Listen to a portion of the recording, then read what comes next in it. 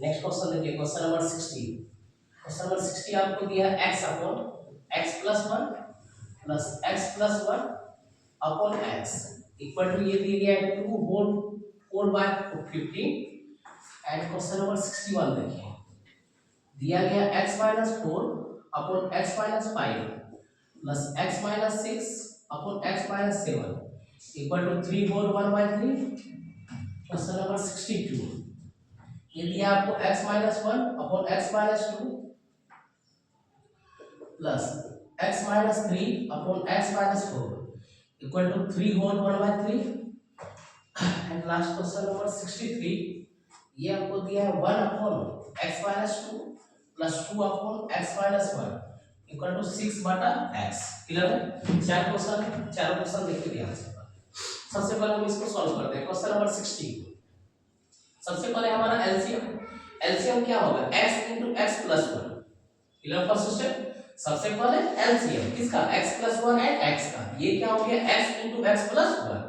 x plus 1 से divide किए क्या बचा हमारा x, x ऊपर के साथ मल्टीप्लाई हो गया, यानी x गुना x हो गया क्या, x स्क्वायर। प्लस का साइन है, कहीं कोई कंफ्यूजन है। इस x से डिवाइड किए क्या बचा हमारा x plus 1। x plus 1 ऊपर भी क्या है, x plus 1, यानी कि x plus 1 one second x plus 1 यानी x plus 1 का होल स्क्वायर। यानी वहां हम फार्मूला अप्लाई कर सकते हैं किसका, a plus b का होल स्क्वायर। a plus b का होल स्क्वायर यानी कि a square plus b square और प्लस कितना 2ab। ये चीज स्टेप क्लियर है? ठीक है। अब यहां 15 दूना 30 4 34 34 बटा कितना हो जाएगा 15। यहां तक क्लियर? अगले स्टेप में ये रहा x square plus x square 2x square plus 2x प्लस 1 upon x into x x square plus x equal to 34 upon 50। Clear है यहां तक? अब क्रॉस मल्टीप्लिकेशन करते हैं, ये हो गया 15 गुना 30x स्क्वायर और ये क्या है 34x स्क्वायर। तो 34 को पहले लिखते हैं, ये 34 के साथ मल्टीप्लाई हुआ तो 34x स्क्वायर प्लस 34x 15 से मल्टीप्लाई कीजिए, 15 गुना 30 30x स्क्वायर प्लस 15 गुना 30 30x प्लस 50। अब इस सारे टर्म को राइट टर्म को लेफ्ट साइड लेके चले जाएंगे, माइनस कीजिए 34x square minus 30x square, ये हुआ आपको 4x square. 34x minus 30x ये हो गया प्लस 4x और ये माइनस 15 यानी इक्वल टू कितना 0। क्वाड्रेटिक इक्वेशन आ गया। चलिए अब इस क्वाड्रेटिक इक्वेशन को सॉल्व करते हैं। ये गुना करते हैं 15 चौके क्या हो गया 60। 60 को इस तरह से फैक्टराइज करते हैं कि 4 के बराबर है। ठीक है, 4 गुना 15 इसको फैक्टराइज कीजिए, 2 गुना 4 और 3 बचे 15। इस 4 डिजिट का यूज करके माइनस भी लाना है और क्या लाना है प्लस 4 भी लाना है। क्लियर? तो यहां देखिए क्या क्या हो जाएगा 5 गुना 10 3 गुना 6। 10 में क्या करेंगे 6 को माइनस करने क्या बचेगा 4। फिर 5 गुना 10 3 गुना 6, ये हो गया 4x स्क्वायर प्लस हो गया 5 गुना 10 यानी 10, ये रहा 10x माइनस क्या हो जाएगा 6x और माइनस हो गया 15 इक्वल टू कितना 0। अब ये 10 है तो 2 कॉमन लेंगे, 2 कॉमन लिए तो यहाँ होगा 2x और 2x प्लस 5 माइनस 3 कॉमन लिए तो 2x प्लस 5 इक्वल टू 0। बस हो गया, सवाल सॉल्व हो गया। ये रहा 2x प्लस 5 और एक हो गया 2x माइनस 3 इक्वल टू कितना 0। नेक्स्ट हो गया आपको 2x प्लस 5 इक्वल टू 0 और नेक्स्ट हो गया 2x माइनस 3 इक्वल टू 0, यानी कि 2x इक्वल टू माइनस 5 और x इक्वल टू कितना हो गया माइनस 5 बाय ये हुआ क्या x का वैल्यू और ये 2x इक्वल टू 3 और x इक्वल टू क्या हो गया ये 3 बाय। क्लियर है ये क्वेश्चन नंबर 60। चलिए 61 में देखिए एक साथ। Question number 61 as it is सवाल है। क्वेश्चन नंबर 61 और 62 ठीक है सेम सवाल है। तो यहाँ पे इसको सॉल्व करने के पहले एक चीज देखिए, जैसे हमारे पास वो जो मल्टीप्लिकेशन है ना उस मल्टीप्लिकेशन को हम डायरेक्ट सॉल्व कर सकते हैं। कैसे सॉल्व कर सकते हैं, क्लास 8 में एक फार्मूला पढ़ते हैं x प्लस a इनटू क्या है x plus b। x plus a के जगह पे जैसे वहां माइनस 4 b के जगह पे माइनस 7 अगर बाय क्रॉस मल्टीप्लिकेशन किया गया तो हम इसको जब सॉल्व करते हैं इसका फार्मूला हो जाता है x स्क्वायर और ये रहा a plus b into x और प्लस हो जाता है क्या a b। ये हुआ इसका मेन फार्मूला डायरेक्ट कैलकुलेट करना। आपके पास कुछ भी दिया है जैसे उधर है x माइनस 1 ठीक है प्लस या माइनस वो डिपेंड करेगा यहाँ के वैल्यू पे। क्लियर? अब वहां पे क्लियर बताएंगे, ये फार्मूला याद रखिए ठीक है, वहां से सॉल्व करते हैं। इस क्वेश्चन में क्या है minus x minus 4 upon x minus 5 plus x minus 6 upon x minus 7। LCM यहां दिया गया एलसीएम क्या हुआ हमारा x minus 5 and x minus 7 equal to 3 3 जा 9 9 प्लस 1 10 बाय 3 x माइनस 5 से डिवाइड किया क्या बचा हमारे पास x माइनस 7 तो ये x माइनस 4 और x माइनस 7 प्लस किया गया x माइनस 7 से डिवाइड किया क्या बचा x माइनस 5 तो पहले लिख दिए क्या x माइनस 5 और x माइनस 6 ठीक है इसका कैलकुलेशन आप डायरेक्ट कर सकते हैं क्या कर सकते हैं ये फार्मूला लगाकर ठीक है तो पहला देखिए जैसे हमारे पास क्या दिया गया है x माइनस 4 और x माइनस 7 दिया गया है यहाँ एक दिया गया x माइनस 4 और x माइनस 7 तो यही यानी a का वैल्यू है -4 और b का वैल्यू कितना है -7 a का वैल्यू -4 b का वैल्यू -7 तो ये x स्क्वायर प्लस कितना होता है a plus b into x यहाँ पे a का वैल्यू -4 b का वैल्यू -7 यानी कि -4 -7 -11 और वो भी क्या है x ठीक है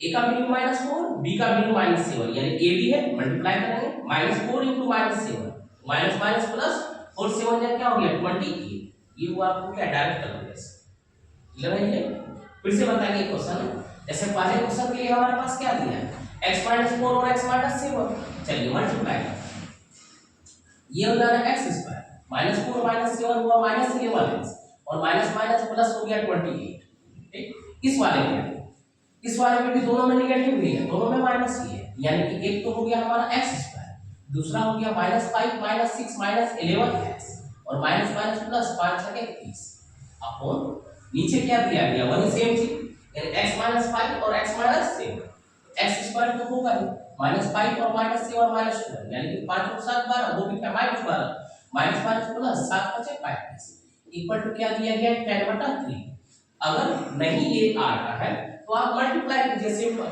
ठीक है आप मल्टीप्लाई कर सकते हैं x minus 4 into x minus 7 से एक स्टेप से बन जाए ठीक है ना अब यहाँ देखिए अगले स्टेप में ये x square plus x square ये हो गया 2x स्क्वायर माइनस 11x यहाँ भी minus 11x minus 22x plus 28 plus 30 3 तो 5 यानी कि प्लस 58 अपॉन नीचे हो गया x square minus 12x plus 35 equal to क्या हो गया ये 10/3 अब इसको क्रॉस मल्टीप्लिकेशन करेंगे तो क्रॉस मल्टीप्लिकेशन किए तो ये 3 into 2 है 3 into 2 3 2 या 6x स्क्वायर होता है और इसको मल्टीप्लाई करेंगे तो 10x स्क्वायर होता है तो पहले आप इसको लिखिए पहले किसको लिखना है इसको लिखना है ताकि हमको राइट साइड से लेफ्ट साइड जब लेके आए तो माइनस करने में आसानी हो माइनस प्लस का कैलकुलेशन गलत हुआ 10 गुना x ये हो गया 10x स्क्वायर ये हो गया 120x ये हो गया 35 से 3 से मल्टीप्लाई कीजिए 3 2 या 6x स्क्वायर 3 गुना 6 22 दिया क्या हो गया 66 यानी -66x